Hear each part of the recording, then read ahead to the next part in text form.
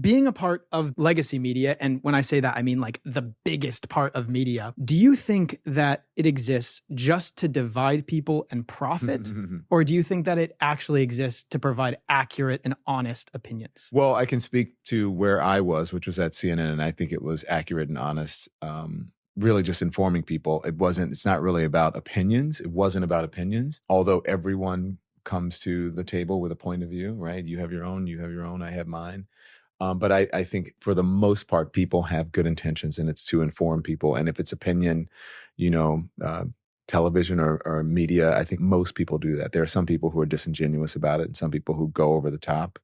But yeah. Do you get to choose what you cover? I did. So curious about I guess, yes. But generally, what's in the zeitgeist, what's being covered is if I was on any cable or any broadcast network today, I'd have to cover the Trump trial for good reason. It's a former president who is in a courtroom facing criminal charges. I mean, who would have thought we would have been at this point? And then in an election year where he's running again. But do you think that it's a smart business move for these huge media companies to try to divide people? Because you know that you can get more attention, fear-mongering and creating divisiveness amongst different people than you can just putting out positive news all of the time. Well, I don't know if most of the networks are trying to divide people. I know that there's one at least, and who, is very divisive and doesn't have to operate on facts. But for the most part, I don't think they're trying to divide. I just think that it's sort of it's the culture now. There's been a culture created, whether it's the former president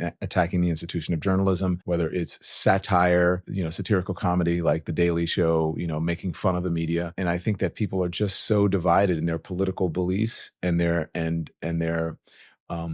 personal beliefs. It seems divided where if you watch something and it doesn't confirm what you believe, then you think it's divisive. Most people tune in, they narrowcast and they tune into the networks or the podcasts or the streaming shows or whatever it is that sort of confirm their beliefs, and they just get reconfirmed and reconfirmed and reconfirmed. People live in echo chambers. And if you go outside of that echo chamber, then you feel like you're being attacked, and you would think that that institution is attacking. Do you feel like media could exist in the middle? Because it seems as though I feel it could be a dying business. What is the middle though? I guess a very neutral perspective where someone says, hey, here's what this side is saying, here's what this side is saying, and here's kind of the... I think you have to avoid a lot of adjectives, because if you look at media, and especially headlines, it's always like the bloodthirst of this person, the vitriol. It always has some sort of adjective that spins good or spins negatively. I don't know about that. I think I see a lot of that in print media, blogs, social media, where, this person owned that person and, such and such destroys or whatever and blah, blah, blah, ends, that person's career. And then you watch it and you're like, well, none of that happened. But I don't really see that happening in mainstream media. I mean, I know there's a lot of criticism of mainstream media. It could be done better, especially cable news. I didn't really see this divisive part of cable news until Fox came along.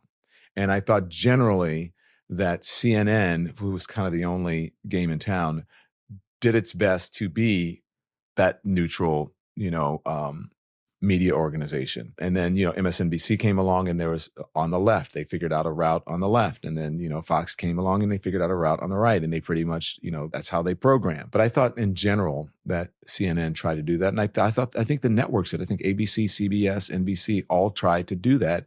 It's just that we live in such divided times because I think it's our politicians who divide us, and it's our politicians who attack media. If the media is not reporting something that's favorable to them, or if the truth is not on their side, then they attack that organization. And then people get into their mind that organization is biased when they're actually operating on facts. My one experience has been with Fox News, and that was Jesse Waters, and his team reached out to me. And this must have been about 6 months ago. They reached out because I made a video on real estate, and they wanted my opinion on Wall Street buying up homes and raising the prices. I had never really watched Fox News. I had seen headlines, so I read articles. I don't watch the news. He's very outside of politics. Yeah, to me, it's so foreign to me. So I've not watched Fox News, but I see the articles come up if it's something finance related. So when they reached out, I thought this would be fantastic. I'm going to do a ton of research, and they're going to ask me about Wall Street buying homes. And I'm going to be honest. And I did a ton of research, and I came up with notes of what I was going to say.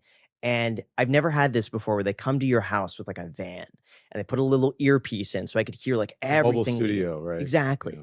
And so they set everything up and I could listen to what was going on beforehand. They're talking about Wall Street buying up all these homes and raising the prices. And they had all these millennials on being interviewed. I can't afford houses. They're so bad. Wall Street's buying these houses. So he asked me, what's going on? And so I told him, from what I could find, large companies only make up 2.8% of all real estate purchases. Less than 3% of all homes were sold to large investors. And private equity is only responsible for 1.6% of all rental homes. And I said the real issues were low interest rates and the fact that zoning makes it impossible to build. And that's what was keeping housing prices high. It's not Wall Street buying houses. And they ended up cutting the entire segment. And so watching this, and they didn't tell me it was going to be cut. So I sat there for the whole hour and I watched all of Fox News. And I was shocked at how divisive they made it seem. And everything was an enemy. It was about this person is bad and we're on the right side. And this is the enemy. Fear mongering. Yeah, I couldn't believe But to be fair, there was breaking news that ended up occupying that slot, which was Vivek's car got into a crash. Oh, someone rear-ended. It was someone rear-ended Vivek's car. And Yeah, well, I can see why they cut it then. I mean, we're being sarcastic, but yeah. In a way, you have to give it to them because they're unapologetic. They know who their audience is and they serve it up all day.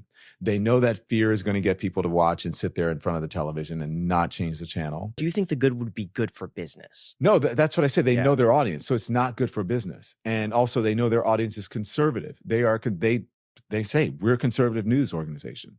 They cater to conservatives. The best way to keep people engaged is to make them afraid. I think that the argument against Fox News, though, is a completely different argument against the other legacy media, because the argument against Fox News would be that they exist to divide and to only push out a certain agenda. And the argument against the other ones is that it's a sort of an echo chamber. Well, I would say, sure, it's an echo chamber, but I think it's really bad when you have networks that purport to be independent or they purport to be right in the middle, but they clearly swing to a certain side. And that's what I see with a lot of the other networks, such as like CNN, ABC, NBC, NPR, all of those networks. I feel like if you mapped it all out and you got the general opinion of Americans, they would say, okay, all of those ones are on the left, but they claim to be independent. So you have all these people that go and they think they're getting objective in the middle media, when in actuality, they're just getting into an echo chamber and they completely throw out the other side of the equation. Well, I know that NPR is going through its thing with the guy who quit and the whole DEI thing. That's a whole nother subject. I didn't work there, so I don't know. I can only speak for where I worked. I did not in any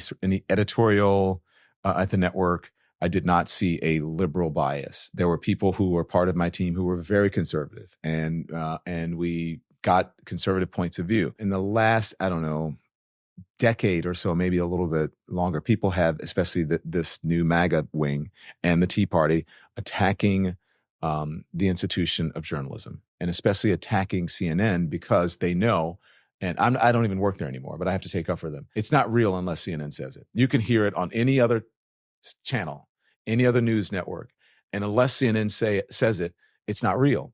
And so if you don't have the truth on your side and you know that that network has such credibility that people are going to listen to them, what do? You undermine them. You try to attack them for their bias. And people start to believe that. And I'm not saying that, there aren't some hosts who are liberal and some who are what, but that's how the world is. And I think people should bring their points of view to the table. But if you're doing an editorial, if you are giving your opinion, if you're stating your point of view, then you need to make it obvious. And I think that line has been blurred. You don't know the difference between an opinion person, a correspondent, a contributor, and an analyst. And I think that in order to fix it, we need better media literacy.